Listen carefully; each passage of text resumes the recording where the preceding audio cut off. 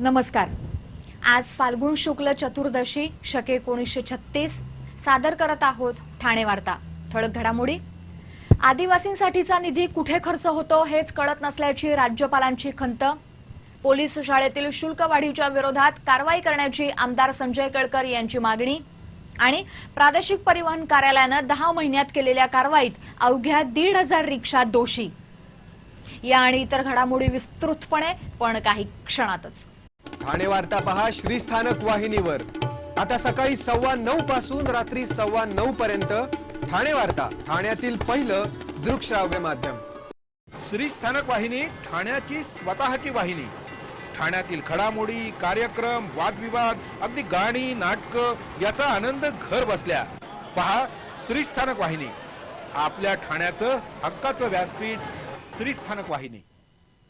ठाणे वार्ता आता संकेतस्थळावर देखील ठाणेवार्ता.com वर क्लिक करा आणि ठाण्याच्या घडामोडी जाणून घ्या।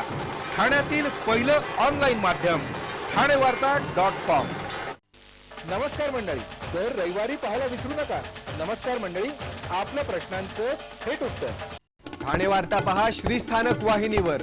आता सकाळी 9:15 पासून रात्री 9:15 पर्यंत ठाणे वार्ता, ठाण्यातील पहिलं दृकश्राव्य माध्यम। आदिवासी समाज जगण्यासाठी आजही संघर्ष करत असून शासनानं आदिवासींसाठीच्या विकासासाठी पेसा कायदा केला, पण याची माहितीच आदिवासींना नाहीये। 650 कोटींची तरतूद करूनही हा निधी कुठे खर्च होतो हेच कळत नाही, अशी खंत राज्यपाल सी विद्यासागर यांनी ठाण्यात बोलताना व्यक्त केली। राज्यपालांनी काल ठाणे जिल्ह्याचा दौरा केला। या दौऱ्यात मुरबाड तालुक्यातील भांगवाडी येथील अंगणवाडी आणि मोह फुले विक्री केंद्राला त्यांनी भेट दिली। त्यानंतर त्यांनी विद्यार्थ्यांशीही संवाद साधला। त्यावेळी बोलताना त्यांनी ही खंत व्यक्त केली। त्यामुळे शासन बदललं तरी एक प्रकारे आदिवासींच्या नशिबी तेच जीणं कायम असल्याचं वास्तव समोर आलं आहे। आदिवासींच्या विकासासाठी शासन कटिबद्ध असून शासनाच्या विविध योजनांचा आदिवासी समाजाने लाभ घ्यावा असं आवाहन त्यांनी यावेळी केलं। आदिवासींसाठी खास निधीची तरतूद करूनही हा निधी आदिवासींपर्यंत पोहोचत नाही। आदिवासींसाठी राबवलेल्या योजनांची दुरावस्था झाल्याचं निरीक्षणही राज्यपालांनी यावेळी नोंदवलं। आदिवासी गावांच्या समस्या जाणून त्याबाबत राज्यभवनामध्ये आदिवासींच्या नियोजनात्मक विकासासाठी एक बैठक घेण्याचे निर्देशही राज्यपालांनी यावेळी दिले। दुर्गम भागात राहणाऱ्या आदिवासींना आपला जीवनस्तर उंचावण्यासाठी संधी मिळावी यासाठी वनहक्क आणि पेसा कायद्याची काटेकोर अंमलबजावणी करावी असे आदेशही राज्यपालांनी जिल्हाधिकारी कार्यालयात झालेल्या आढावा बैठकीत दिले। मुरबाड आणि शहापूर परिसरातील गावांमध्ये सामूहिक वनहक्क कायद्याचा आदिवासींना लाभ मिळावा यासाठी आवश्यक त्या प्रक्रिया पूर्ण कराव्यात। ज्या वस्त्यांना टँकरनं पाणी पुरवठा केला जातो त्यांना टँकर मुक्त करण्यासाठी उपाययोजना करावी असे आदेशही राज्यपालांनी या बैठकीत दिले। ठाण्यातील पोलिसी शाळेतील शुल्क वाढीविरोधात कारवाई करावी अशी मागणी आमदार संजय केळकर यांनी शिक्षणाधिकाऱ्यांकडे केली आहे। ठाण्यातील पोलीस स्कूलचं व्यवस्थापन गोयंका एज्युकेशन ट्रस्टकडे आहे। व्यवस्थापनानं सलग 3 वर्ष 30 ते 35% शुल्क वाढ केली आहे। यामुळे पालकांचं आर्थिक कंबरड मोडलं असून या शुल्क वाढीविरोधात 1191 पालकांनी स्वाक्षऱ्या करून व्यवस्थापनाविरोधात एल्गार पुकारला आहे। त्याचप्रमाणे ठिय्या आंदोलन करून व्यवस्थापनाला जाग आणण्याचा प्रयत्न केला आहे। पालक आणि शिक्षक संघाच्या मान्यतेशिवाय शुल्क वाढीचा प्रस्ताव मंजूर होऊ शकत नसताना झालेल्या शुल्क वाढीची चौकशी करावी अशी मागणी आमदार संजय केळकर यांनी केली आहे। शाळेच्या व्यवस्थापनानं पूर्व प्राथमिक विभागाचं शुल्क 2,880 वरून 3,600 रुपये, प्राथमिक विभागाचं शुल्क 1,500 रुपयांवरून 2,150 रुपये, तर माध्यमिक विभागाचं शुल्क 1,770 रुपयांवरून 2,300 रुपये केलं आहे। या शुल्क वाढीवर पालकांच्या स्वाक्षऱ्या घेण्यात आल्या। तर शुल्क वाढीला विरोध करणाऱ्यांना सूचना पेटीमध्ये चिठ्ठ्या टाकण्यास सांगण्यात आलं आहे। हा अन्याय असल्याचं पालकांचं म्हणणं आहे। पूर्व प्राथमिक विभागाच्या विद्यार्थ्यांना दिल्या जाणाऱ्या फास्ट फूडमुळे मुलं आजारी पडतात। घरचा डबा आणू दिला जात नाही। पावसाळ्यात सँडल वापरायला परवानगी नाही। गरजेच्या वेळी डॉक्टर उपलब्ध होत नाही। अशा पालकांच्या गंभीर तक्रारींचीही दखल घ्यावी अशी मागणी आमदार संजय केळकर यांनी शिक्षणाधिकाऱ्यांकडे केली आहे। ठाण्यामध्ये मोठ्या प्रमाणावर अवैध रिक्षा असून ठाणे प्रादेशिक परिवहन कार्यालयानं केलेल्या गेल्या 10 महिन्यातील कारवाईत अवघ्या 1,500 रिक्षा दोषी असल्याचं समोर आलं आहे। त्यांच्याकडून प्रादेशिक परिवहन कार्यालयानं 39 लाखांचा दंड वसूल केला आहे। रिक्षा चालकांची मुजोरी अलीकडे बरीच वाढली आहे। दोन घृणास्पद घटना ठाण्यात घडल्यामुळे रिक्षा व्यवसाय बदनाम होऊ लागला आहे. दुसरीकडे रिक्षा चालकांचा मुजोरपणा वाढत असतानाही प्रादेशिक परिवहन कार्यालयाच्या कारवाईवर संशय व्यक्त करणारी माहिती समोर आली आहे. एप्रिल 2014 ते जानेवारी 2015 या कालावधीत प्रादेशिक परिवहन कार्यालयानं 6 भरारी पथकांच्या माध्यमातून 22,000हून अधिक रिक्षांची तपासणी केली. यामध्ये 1,506 रिक्षा बोगस आढळल्या तर 1,390 रिक्षांची प्रकरणं निकाली काढण्यात आली. दोषी रिक्षांमध्ये जादा भाडे आकारणी करणाऱ्या 186, क्षमतेपेक्षा जास्त वाहतूक करणाऱ्या 286, भाडे नाकारणाऱ्या 94, उद्धट वागणूक देणाऱ्या 33 तर इतर गुन्ह्यांमध्ये 799, वाहतूक नियमांचं उल्लंघन करणाऱ्या 466 तर अनुज्ञप्ती विलंबनाच्या 403 प्रकरणात कारवाई करण्यात आली आणि त्यांच्याकडून 39 लाख रुपये दंड वसूल करण्यात आल्याची माहिती प्रादेशिक परिवहन विभागानं दिली आहे. ठाणे वार्ता पहा श्रीस्थानक वाहिनीवर. आता सकाळी 9:15 पासून रात्री 9:15 पर्यंत ठाणे वार्ता, ठाण्यातील पहिलं दृकश्राव्य माध्यम. उन्हाळ्याच्या सुट्टीत फिरायला जायचा विचार करताय? मग एक्सप्लोर ग्रुपच्या इन्क्रेडिबल टूरचा अनुभव घ्या. मालवण, तारकर्ली, देवबाग, वेंगुर्ला, सावंतवाडी, कणकवली, रत्नागिरीसह अविश्वसनीय किल्ले, मंदिरं आणि समुद्र किनाऱ्यांची ही सफर. खास एसी बस आणि एसी निवासासह उन्हाळ्यातही लुटूया कोकणचा थंडगार आनंद. एक्सप्लोर ग्रुप घेऊन येत आहे इन्क्रेडिबल कोकण दर्शन. आजच आपली जागा निश्चित करा. यासाठी संपर्क 750 626 0496 आणि 996 987 1098. आपला परिसर स्वच्छ आणि सुंदर ठेवण्यासाठी ठाणे महापालिकेत सहकार्य करा. ओला सुका कचरा वेगवेगळा जमा करा आणि रोगराईपासून मुक्तता मिळवा. मौसम सारीज आणि मौसम फॅशन होलसेल मध्ये विश्वसनीय नाव. बस्ता आणि ऑफिस वेअरचे dress material, party wear, daily wear, semi stitch, readymade gown आणि कुर्ती.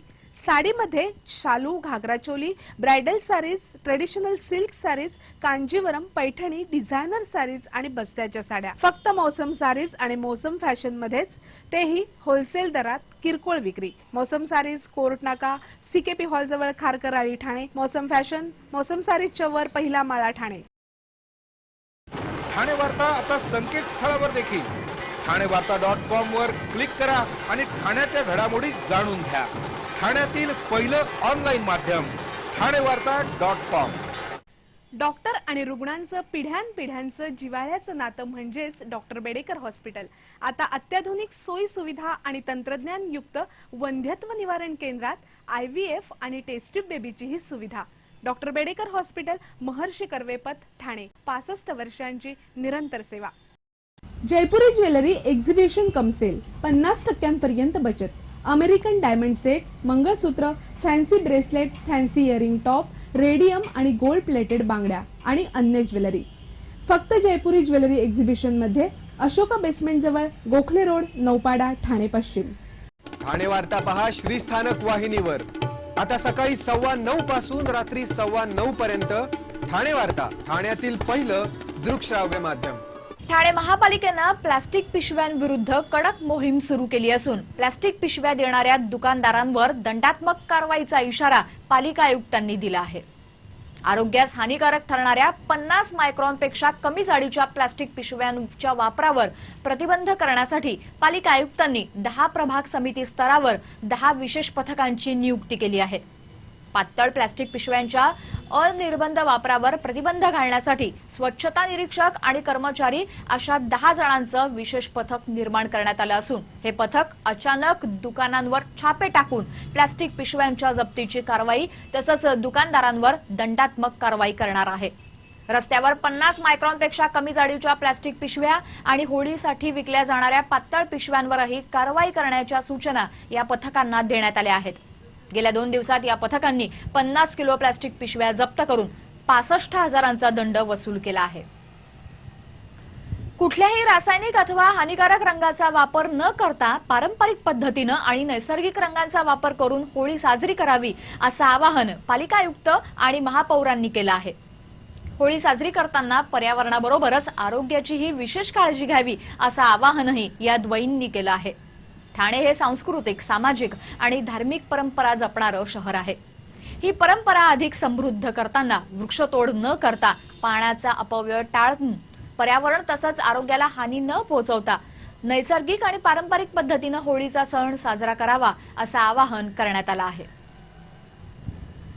होळी धुळवड आता अगदी उद्यावर आली असून बाजारपेठाही विविध रंगांनी सजल्या आहेत. मात्र या रंगांना म्हणावा तसा उठाव नसल्याचं सांगितलं जातं. सध्या पर्यावरणाचे वारे सर्वत्र वाहत असून यामुळे कृत्रिम रंगांना तितकासा उठाव दिसत नाही. ठाण्यातील बाजारात विविध रंग उपलब्ध असून या रंगांमध्ये नैसर्गिक आणि रसायन मिश्रित रंगांचा समावेश आहे. नैसर्गिक रंगांचा जास्तीत जास्त वापर करून प्रदूषणविरहित होळी साजरी करण्याचा सल्ला दिला जात असला तरी रसायन मिश्रित रंगांचीही बाजारात रेलचेल आहे. रसायन मिश्रित रंग साधारणतः 50 ते 60 रुपये किलो असून नैसर्गिक रंगांची किंमत थोडी जास्त आहे. निसर्गाच्या घटकातून म्हणजेच झेंडू, जास्वंद, मोगरा या सुकलेल्या फुलांपासून आणि पानांपासून नैसर्गिक रंग तयार केले जातात. हे रंग तयार करण्याची प्रक्रिया मेहनतीची असल्यानं या रंगांची किंमत जास्त असते. रसायन मिश्रित रंगांमुळे होणाऱ्या अपायांमुळे ग्राहकांची नैसर्गिक रंगांना जास्त पसंती दिसत आहे. फाल्गुन पौर्णिमा म्हणजे होळी पौर्णिमा उद्या असून सर्वत्र होळी मोठ्या उत्साहात साजरी करण्यासाठी तयारी सुरू आहे. होळी हा रंगांचा सण म्हणून ओळखला जात असला तरी आपल्याकडे होळीचं महत्त्व अनन्यसाधारण आहे. ग्रामीण भागात होळीला शिमगा म्हणून ओळखलं जातं. या सणामागे अनेक आख्यायिका आहेत. वाईट आचार विचारांना तिलांजली देणं म्हणजेच आपल्या मनातील वाईट विचारांना होळीप्रमाणे आगीत जाळून खाक करणं हाच होळी साजरी करण्यामागचा हेतू आहे. होळी पेटवण्यासाठी लाकडं, झाडांच्या फांद्या जमवल्या जातात.